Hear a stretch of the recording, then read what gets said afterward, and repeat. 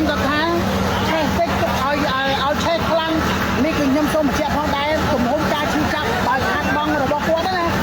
គាត់ជាកម្មករឬក៏ជាបុគ្គលិកបម្រើការក៏សូមបញ្ជាក់ផងដែរថាពេលប្រតិបត្តិការពលរដ្ឋគេមើលស្ថានភាពมันអាចបាញ់អាចគ្រោះថ្នាក់ទៅដល់អ្នកពលរដ្ឋមិញនេះគាត់បញ្ជាឲ្យខាងពលរដ្ឋប្រកាសទៅខាងក្រោយឃ្លាំងហើយឥឡូវបងប្អូនមើលស្ថានភាពនៅខាងក្រោយគឺផ្សែងខ្មុកខ្មាញ់តើកាលណាអ្នកពលរដ្ឋទៅខាងក្រោយ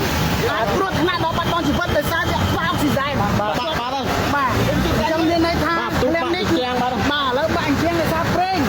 ប្រេងឆាយើងមើលនៅខាងក្រោមនេះគឺសិតតែប្រេងឆាតែម្ដងគឺថាផលិតតែឈឺទៀតទេបងបាទផលិតតែឈឺទៀតហ្នឹងបាទមិនមែនទុកឲ្យឃ្លាំងគេឆេះទេបាទគាត់ថាមិនឆេះទឹកហើយបានទុកឲ្យឆេះខ្លាំងតែខ្ញុំលើកដៃថាបច្ចេកទេសគឺបាញ់តាមលក្ខណៈបច្ចេកទេសបាទខាងឃ្លាំងគេថាមិនបងអត់ទេយើងមិនមែនយើងអត់ដឹងថាគាត់ជាអ្នកឃ្លាំងឬអីទេប៉ុន្តែគាត់ចូលមកគាត់ថាមិនបានទុកឲ្យឆេះដល់ហ្នឹងអញ្ចឹងយើងដឹងថាសញ្ញាណគាត់ទេអត់បានចឹងខ្ញុំសូមបញ្ជាក់បងប្រុសមិញបើសិនជាមើល live យើងពីឃ្លាំងឆេះពីដំបូងរហូតមកដល់ឥឡូវនេះវា3ឃ្លាំង3ឃ្លាំងហើយបងឃ្លាំងទី3ហើយចឹងអាឃ្លាំងទី1ទី2យើងផ្ងំផ្ដាច់ហើយបាទទី1គឺយើងផ្ដាច់ភ្លើងទាំងស្រុងចូលឃ្លាំងទី2យើងផ្ងំទៅសារប្រេងនៅអត់អាធុងថ្នាំលាបណា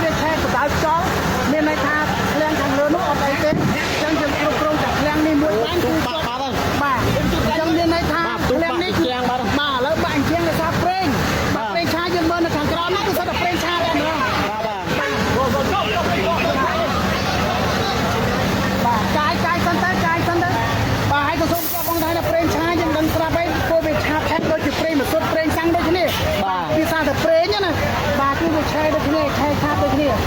ឡូវនេះយើងឃ្លាំងនេះឃ្លាំងផ្សេងនៅគឺថាផលិតតែឈឺទៀតទេបងបាទផលិតតែឈឺទៀតហ្នឹងបាទឥឡូវនេះនៅខាងនោះគឺយើងគ្រប់គ្រងបានដោយសារទី1អាធុងថ្នាំលាបរបស់គាត់ណាអញ្ចឹងយើងគ្រប់គ្រងបាន80%ដោយសារវាអត់ឆេះដល់អាធុងប្រេងហ្នឹងទេអាធុងថ្នាំហ្នឹងទេអញ្ចឹងអាចគ្រប់គ្រងបានស្ថានភាពឃ្លាំងខាងនោះអញ្ចឹងឃ្លាំងខាងនេះវាឆេះពីខាងក្រោយមកដោយផ្ទុះខ្លាំងយើងសភាពកាយគឺយើងអាចឲ្យលាកអញ្ចឹងយើងដកឆេះខ្លាំងបណ្ដោយប៉ុន្តែយើងមិនដកថយទាំងស្រុងទេយើងបាញ់ចិត្តទុកងាប់កុំឲ្យអាលាកអ្នកខាងក្នុងប៉ុន្តែយើងឲ្យថយទៅយកមកតិចមកដើម្បីយើងបាញ់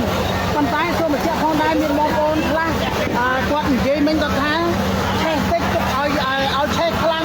នេះគឺខ្ញុំសូមបញ្ជាក់ផងដែរទំហំការឈឺចាប់ដោយខាត់បងរបស់គាត់ណាគាត់ជាកម្មករឬក៏ជាបុគ្គលិកបម្រើការក៏សូមបញ្ជាក់ផងដែរថាពេលប្រតិបត្តិការពលរដ្ឋគេមើលស្ថានភាពมันអាចបាញ់អាចគ្រោះថ្នាក់ទៅដល់អ្នកពលរដ្ឋមិញនេះគាត់បញ្ជាឲ្យខាងពលរដ្ឋប្រកាសទៅខាងក្រោយឃ្លាំងហើយឥឡូវបងប្អូនមើលស្ថានភាពនៅខាងក្រោយគឺផ្សែងខ្មុកខ្មាញ់តើកាលណាអ្នកពលរដ្ឋទៅខាងក្រោយអាចគ្រោះថ្នាក់ដល់បាត់បង់ជីវិតដោយសារវាខ្វះអុកស៊ីហ្សែនតើកាលណាមានភ្លើងផ្សែងឆេះខ្លាំងចេះមានន័យថាអត់មានអុកស៊ីហ្សែនទេវាពោពេញទៅដោយផ្សែងពុលអញ្ចឹងអ្នកពលរដ្ឋទៅខាងក្រោយគឺអាចស្លាប់បើមិនស្លាប់អាចបាត់បង់ជីវិតអញ្ចឹងក៏សូមបញ្ជាក់ផងដែរថាខ្ញុំលើកដៃបូរណាចុះដោយសារក្នុងប្រតិបត្តិការពលរដ្ឋយើងមិនអាចធ្វើអ្វីឲ្យខុសបច្ចេកទេសបានទេនេះគឺជាការចូលរួមចំណែកជាមួយនឹងការបងប្អូនពលរដ្ឋការនៅពេលវេលានេះហើយខ្ញុំសូមបញ្ជាក់នៅក្នុងការ live បងប្អូនបាទសូមឲ្យបងប្អូនទស្សនិកជនក៏ដូចជាបងប្អូនកំពុងតែមើលការ live គ្រប់ពេក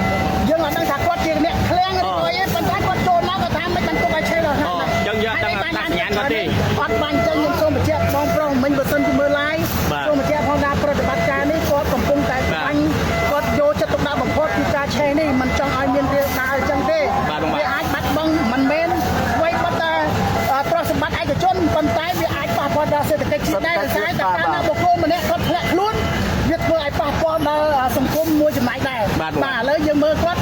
ជាអង្គញាគាត់មិនមែនទៅឈប់ខ្លួនគេបានទេគាត់ប្រឹងរកស៊ីដើម្បីគាត់មាន បាទបាទ បានគាត់មានមកដល់នេះហើយមើលបុគ្គលិកកម្មករគាត់ច្រើនណាស់បើសិនជាខ្សែធនគាត់បុគ្គលិកកម្មករគាត់អត់មានប្រាក់ខែអានេះសង្គមជាតិមួយក៏មានការធ្លាក់ដែរ បាទបាទ អញ្ចឹងយើងជួយប្រតិបត្តិការគាត់បានធនធានដោយសារតែការលក់ដូរនេះបានគាត់ចិញ្ចឹមបងប្អូនប្រជាពលរដ្ឋយើងច្រើនដើម្បីបង្កើតការងារនៅក្នុងឃ្លាំងអញ្ចឹងប្រតិបត្តិការនេះខ្ញុំសូមជម្រាបផងដែរកងកម្លាំងបដាប្រកួតទាំងអស់គ្នាមកការពារបើកផ្លូវដើម្បីឲ្យឡានចូលពលុត បាទបាទ ហើយឥឡូវនេះយើងពីឃ្លាំងឆេះពីដំបូងរហូតមកដល់ឥឡូវនេះវា3ឃ្លាំង 3ឃ្លាំងហើយបង ឃ្លាំងទី3ហើយអញ្ចឹងអាឃ្លាំងទី1ទី2យើងផ្ងំផ្ដាច់ហើយបាទទី1គឺយើងផ្ដាច់គ្រឿងទាំងស្រុងចូលឃ្លាំងទី2យើងផ្ងំដោយសារប្រេងនៅអត់អាធុងឆ្នាំលៀបណាយើងបាញ់អត់ឲ្យឆេះដល់ទេហើយយើងបានសង្គ្រោះដាញ់ប្រដាប់ប្រើប្រាស់នេះគឺម៉ូតូបាឡានអីគាត់យើងយកចេញច្រើនបាទហើយធុងប្រេងមួយចំនួននឹងយើងយកចេញមកយើងក្តៅពេកយើងបាញ់ផ្ងំអត់ឲ្យឆេះទេប៉ុន្តែចូលឃ្លាំងទី3នេះវាយើងគ្រប់គ្រងស្ថានភាពកំពុងតែបាញ់ពលុតដោយសារប្រេងឆាយើងបងប្អូនយើងមើលប្រេងឆាច្រើនណាស់ ភ្លើងឆា បាទអញ្ចឹងវាឆេះខ្លាំងអញ្ចឹងផ្សែងនេះគឺប្រេងឆាណាបាទប្រេងឆាអញ្ចឹងខ្ញុំសូមអរគុណហើយសូមអំពាវនាវឲ្យបងប្អូនទាំងអស់ចូលរួមទាំងអស់គ្នារក្សាឲ្យបានហើយការពារមុនចេញកណាសូមមេត្តាបិទបលាយភ្លើងបាទកាសធាតុក្តៅតែកាលណាក្តៅវាធ្វើឲ្យជួនកាលទៅដែលខ្សែភ្លើងរបស់យើងអាចងាយជ័រណាអញ្ចឹងវាដល់ដៃកកិតគ្នាធ្វើឲ្យឆ្លងចរន្តហើយអញ្ចឹងរឿងពាក់ព័ន្ធជាមួយនឹងឆេះកន្លែងនេះយើងអត់ទាន់ដឹងថាឆ្លងចរន្ត យើងអត់ទាន់ដឹងថាសម្រាប់ការឆេះនេះដោយសារអ្វីនោះទេលោកគ្រូណាបាទ អត់ទាន់ដឹងថាវាឆេះចេញពីឃ្លាំងណាទេទុកឲ្យបច្ចេកទេសខាងជំនាញខាងអគិភ័យគេត្រួតពិនិត្យជាមួយនឹងម្ចាស់ តែមុនការឆេះនេះគឺឃ្លាំងគាត់មានដំណើរការផលិតអីក៏អាច យើងនិយាយចំទៅគាត់ធ្វើការបងអត់ទាន់មានចូលមកធ្វើការទេថ្ងៃនេះគាត់និយាយចំដំណើរការស្អែកបានចូលធ្វើការបាទអញ្ចឹងអ្នកប្រចាំការគឺធ្វើការនៅការិយាល័យផ្សេងៗទេឃ្លាំងនេះគឺចាក់សោទាំងអស់បាទពេលឆេះឲ្យបានគាត់បើកសោអញ្ចឹងបាទប៉ុន្តែអាឃ្លាំងទី1នោះគាត់អត់មានស្អីទេគាត់ប្រចាំការប៉ុន្តែគាត់អង្គុយនៅក្រៅទេគាត់ថាលឺសូមទុះចូលទៅមើលមានផ្សែងហុយបាត់ មានផ្សែងចេញបាត់ហើយ អញ្ចឹង